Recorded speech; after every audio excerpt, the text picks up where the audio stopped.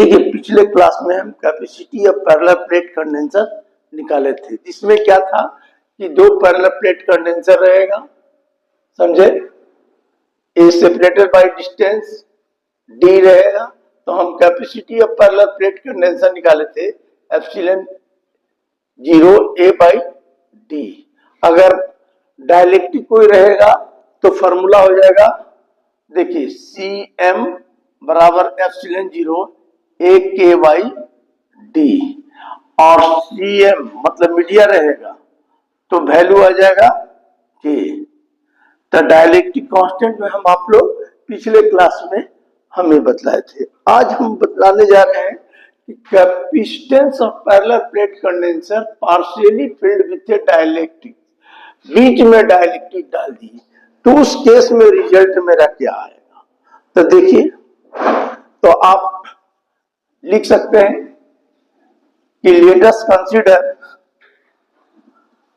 Consider a parallel plate X and Y are separated by distance D, and we introduce a dielectrics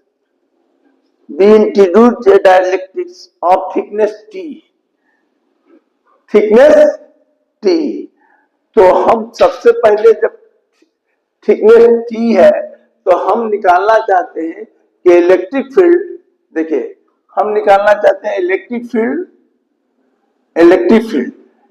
field क्या होता है दो dielectric के बीच, तो sigma by epsilon 0। ये किसके लिए होता है, तो ये आपको जब एयर रहेगा तब, अगर यही कोई डाइलेक्ट्रिक इंट्रोड्यूस कर देगा तो क्या हो जाएगा, फॉर्मूला इतना हो जाएगा। तो हम पहले हमको निकालना है कैपेसिटेंस। तो कैपेसिटेंस निकालने के लिए आपको हम बताएं कि कैपेसिटेंस निकालने के लिए हमको क्या करना पड़ेगा, Q बाई V, मतलब हमको Q बाई V है, V क्या है, पोटेंशियल।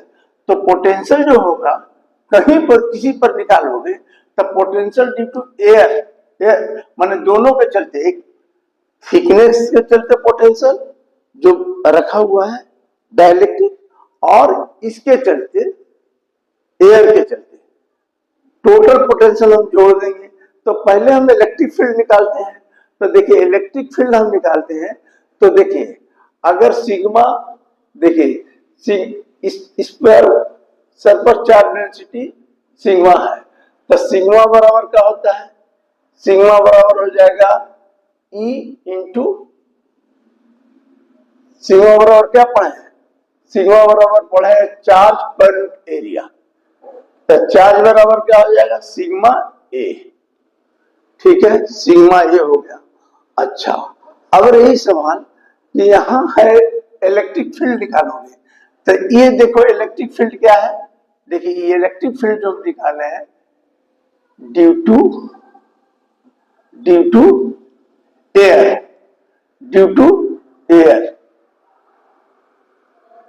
एयर, और ये जो इलेक्ट्रिक फील्ड निकला है क्या निकला है, ड्यू टू थिकनेस T के चलते निकला है। तो पहला केस में हम देखो, पहला केस में इलेक्ट्रिक फील्ड निकालेंगे तो E1 बराबर हो जाएगा सिग्मा बराबर क्या हो गया, सिग्मा बराबर, देखिए यहाँ सिग्मा बराबर चार्ज पर एरिया, तो यहाँ क्या हो जाएगा, बोलिए, आपको हो जाएगा ऊपर है सिग्मा को लिख दोगे Q बाई A एप्सिलॉन 0। ठीक है, इस केस में क्या हो जाएगा, ड्यू टू थिकनेस के चलते, तो ये हो जाएगा Q बाई एप्सिलॉन 0 सिग्मा 0 किया आ गया। तो इलेक्ट्रिक फील्ड निकल गया, हमको इलेक्ट्रिक फील्ड निकल गया। ये इलेक्ट्रिक फील्ड जो निकला ये दोनों के बीच किसके चलते निकला, ये electric field due to the air जहां जहां रहेगा उसके बीच, और ये जो इलेक्ट्रिक फील्ड निकला ड्यू टू थिकनेस। अब हमको निकालना है पोटेंशियल। तो पोटेंशियल क्या हम बताए हैं आपको फॉर्मूला कि पोटेंशियल बराबर क्या होता है, तो इलेक्ट्रिक फील्ड बराबर बताए थे V इंटू डी, तो V बराबर क्या होगा, इंटू डी। ठीक है, तो हम क्या करेंगे कि पोटेंशियल लिखेंगे पोटेंशियल, देखिए potential due to air field, मान लो एयर फील्ड है, तो इसको लिख दिए V1। तो V1 के लिए क्या हो जाएगा, तब V1 पोटेंशियल बराबर क्या होता है, तो देखिए पोटेंशियल बराबर हो जाएगा E1 इंटू डी। टी क्या होगा एयर फील्ड के लिए, तो देखिए ई टी है तो एयर ए है, तो डी में से टी घट जाएगा तो क्या हो जाएगा, एयर फील्ड। एक आ गया पोटेंशियल।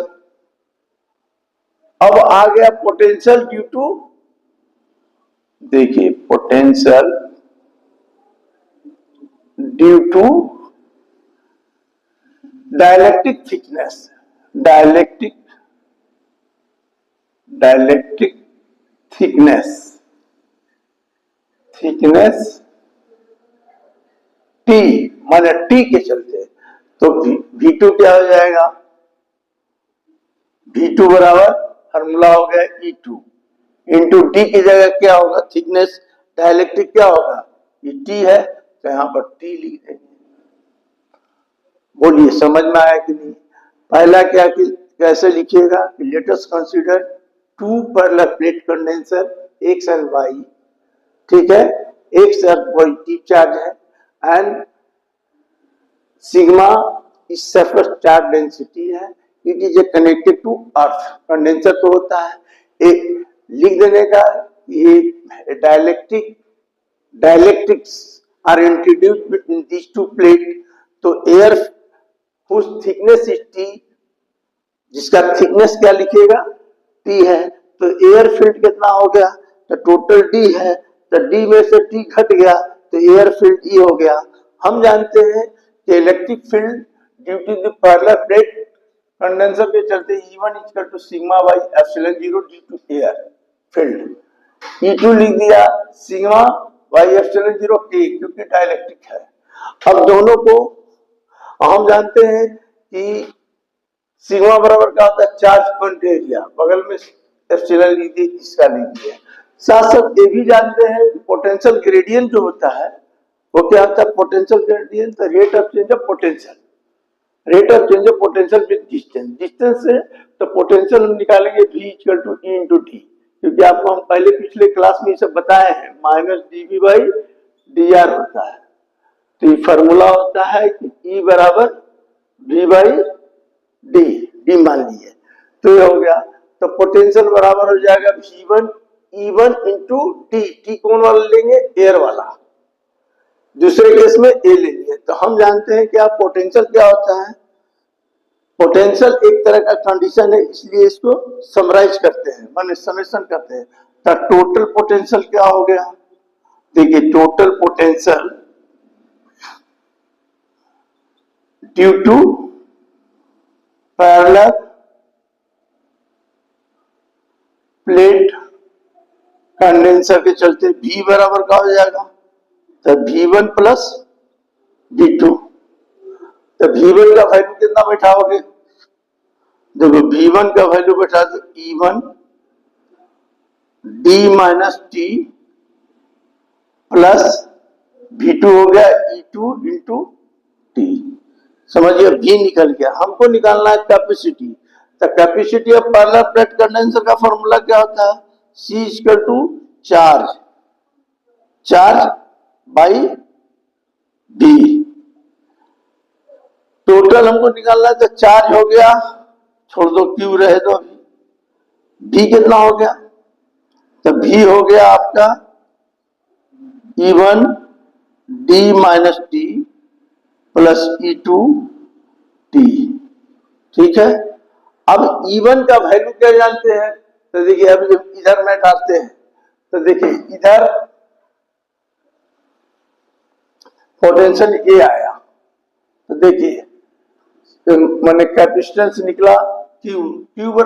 आप जानते हैं कि देखिए सिग्मा बराबर क्या होता है, चार्ज पॉइंट एरिया, तो इसको क्या कर दीजिएगा सिग्मा ए। ठीक है, E1 का वैल्यू जानते हैं, अभी निकाले थे। E1 आया था क्या सिग्मा बाई एप्सिलॉन जीरो, और बगल में क्या हो गया टी माइनस टी एयर के लिए। इसके लिए कितना हो जाएगा सिग्मा बाई एप्सिलॉन जीरो के बगल में टी, ये निकल गया। अब यहां से देखिए ये तो ये चीज निकल गया। अब यहां से देखिए sigma A by sigma epsilon zero दोनों में, तो सिग्मा एप्सिलॉन जीरो बाहर ले लीजिए, तो बचा क्या टी माइनस टी और प्लस टी बाई के। सिग्मा सिग्मा कैंसिल, तो एप्सिलॉन जीरो ए उलट गया, तो क्या हो गया T minus T plus T by के। एक capacity of parallel plate condenser का फार्मूला हो गया। इस पर भी प्रॉब्लम आता है। देखिए पैरेलल प्लेट कंडेंसर माने capacitance of parallel plate condenser field with dielectric रहेगा। तो ये कोई पूछेगा टी क्या है, तो डी डिस्टेंस बिटवीन प्लेट है, टी क्या है थिकनेस ऑफ स्लैब है। तो ये फार्मूला आपको याद करना है। अगर ये सब याद रहेगा तो प्रॉब्लम भी बनेगा। अब इसमें आता है स्पेशल केस। अब देखिए स्पेशल क्या हो गया, तो देखिए हम बताते हैं स्पेशल केस में। तो स्पेशल केस में क्या होता है कि देखिए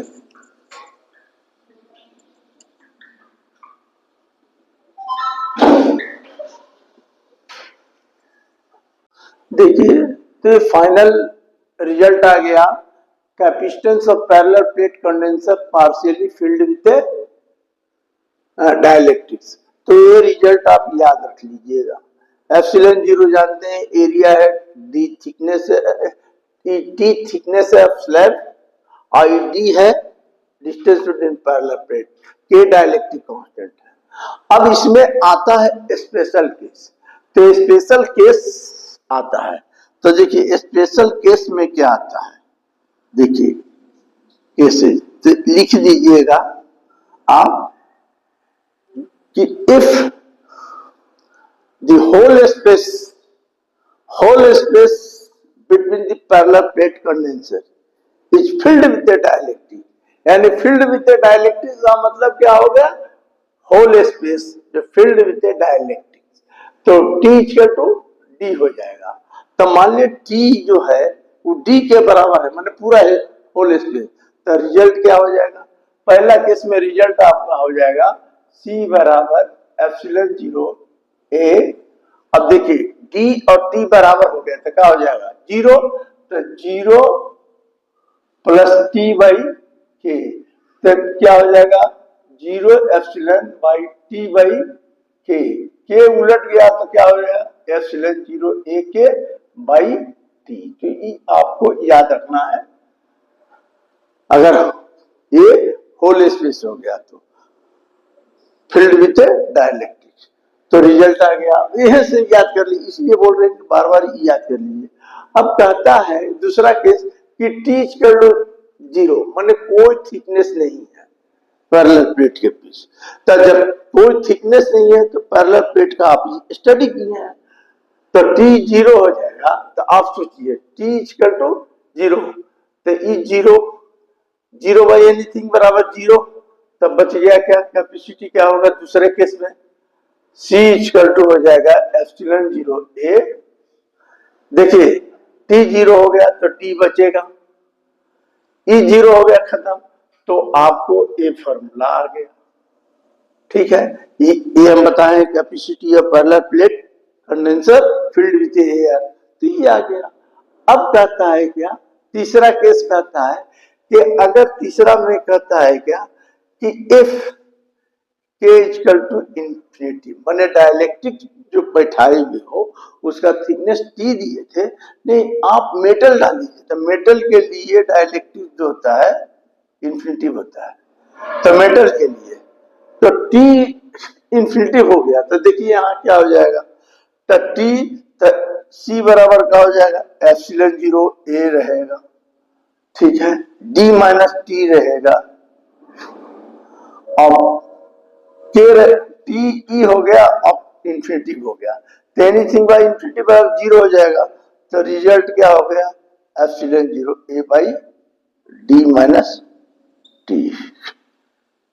अब किस ढंग से प्रॉब्लम आएगा कि आपको याद रखना, तो वो फाइनल याद रख लोगे तो इससे सब मालूम हो जाए। अब चौथा केस हो गया कि मान लो कि जो शीट दिया है डायलेक्ट्रिक एक ही नहीं है, एक और डाल दिया, उसका थिकनेस इसका मान लिया T1, इसका मान लिया T2, फिर एक और डाल दिया ऐसे तब T3, तो सोच लो डिफरेंट डायरेक्टिव डाल दिए, तब तुम्हारा फॉर्मूला क्या हो जाएगा, तो देखो तब तुम्हारा फॉर्मूला हो जाएगा, देखो वो भी याद रखने के लिए अगर आया तो C लिखने का, एप्सिलॉन जीरो ए लिखने का, डी लिखने का, तो डी सबका अलग अलग हो जाएगा, तो D D1 plus D2 plus D3 dot dot minus क्या होगा T1 plus T2 plus T3 dot dot dot dot, ये हो गया, प्लस यहां क्या करोगे T1 थिकनेस अलग रहेगा, T2 डॉट डॉट, नीचे क्या होगा देखो इसका अलग होगा, तो देखो K1 plus K2 plus K3 ऐसे डॉट डॉट हो जाएगा, तो डिफरेंट डायलेक्ट्रिक इंट्रोड्यूस कर दोगे तो फॉर्मूला इस ढंग से हो जाएगा, समझे। तो a capacity of parallel plate condenser partially filled with ये हम बता दिए। अब आता है स्फेरिकल में क्या होता है, तो स्फेरिकल में स्फेयर है मान लीजिए, तो देखिए ये भी बता देते हैं,